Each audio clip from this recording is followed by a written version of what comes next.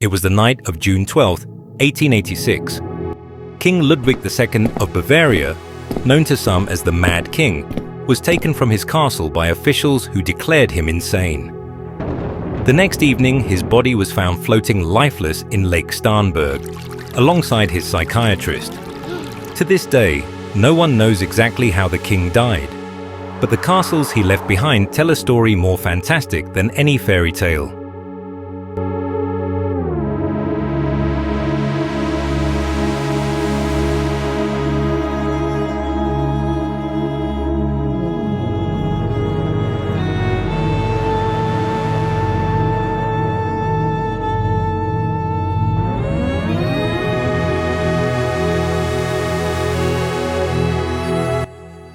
Ludwig II was born in 1845, heir to the Bavarian throne.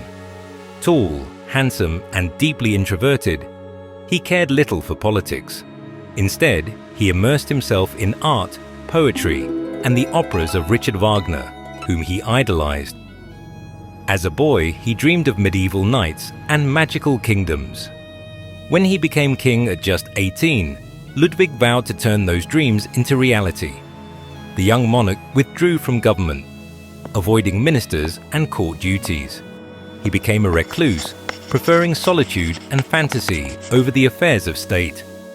And he poured his fortune into building extravagant castles, monuments not to power, but to imagination. The first and most famous was Neuschwanstein Castle. Perched high on a rugged hill in the Bavarian Alps, its towers rise like something from legend. Construction began in 1869, inspired by Wagner's operas and medieval mythology. Though never completed, Neuschwanstein remains one of the most breathtaking castles in the world. Its soaring turrets and sweeping views later inspired Walt Disney's iconic fairy tale castle. But Neuschwanstein was only the beginning. Ludwig built Linderhof Palace, his private retreat deep in the mountains. It was the only one of his castles he lived to see finished. Designed in Rococo splendor, it contained a technological marvel, the Venus Grotto. This artificial cave featured heated pools, colored lighting, wave machines, and even early electrical power. Here Ludwig would float alone in a golden boat, listening to Wagner's music, lost in his fantasies. Next came Herrenchiemsee Palace, an audacious homage to the French Sun King, Louis XIV. Ludwig envisioned it as a Bavarian Versailles. The Hall of Mirrors alone nearly rivaled the original. Inside, a dining table rose magically from the floor, so he could eat without servants present. But like many of his dreams, Herrenchiemsee was never completed. He also built the King's House on Schachen, a mountain lodge with a secret surprise. On its upper floor was the Turkish Hall, a dazzling chamber filled with silk divans, carpets, and a glowing chandelier.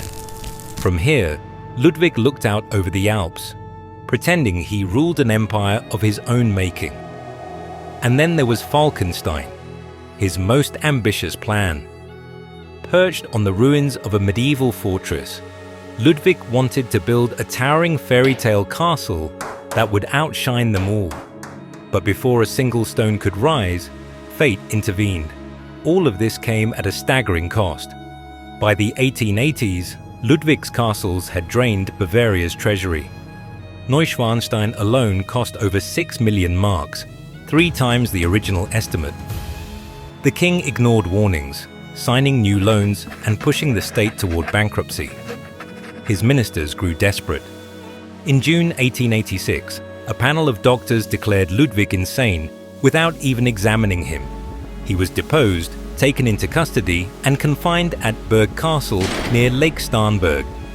2 days later, he went for a walk with his psychiatrist, Dr. Bernhard von Gudden. Hours passed, and neither man returned. Their bodies were found floating in shallow water. The official verdict was drowning, but the lake was calm and only waist deep. Some whispered Ludwig had been assassinated. Others believed he took his own life. To this day, the true cause of his death remains a mystery. Yet Ludwig's vision did not die with him.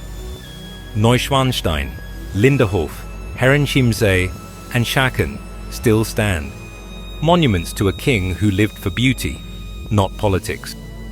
Once ridiculed as the Mad King, Ludwig is now remembered as the fairy tale king.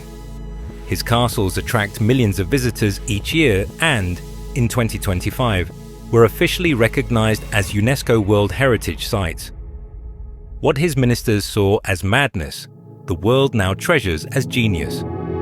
Ludwig II lived in a dream, and for that dream he paid with his crown, his fortune, and perhaps even his life. But in the end, his fantasy became reality. His castles endure, glimpses into a world where myth and history are one.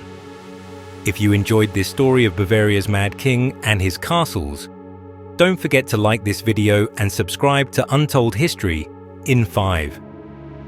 We bring you incredible true stories of history's most bizarre, shocking, and fascinating moments, all in just 5 minutes. Click the bell icon so you never miss an episode. And let us know in the comments, do you think Ludwig was truly mad or a misunderstood visionary ahead of his time? Thanks for watching. Bye.